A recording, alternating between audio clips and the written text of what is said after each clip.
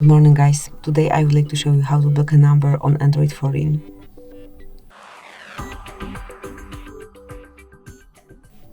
So at first, open your phone gallery, go to Contacts and pick the one that you wish to block. Now tap on More icon and select. Actually, we don't have a number here, so that's the problem. Let's choose some contact with the number. So as here we've got the number. Once you will tap on More icon, you will notice block numbers.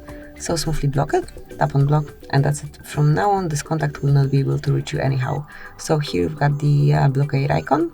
To remove it, tap on More icon and select Unblock Numbers. But you can also get into some general settings. To do it, just tap on More icon in the main panel, go to Settings, and pick Block Numbers. And here you can block all unknown colors, or you can add some number manually by yourself.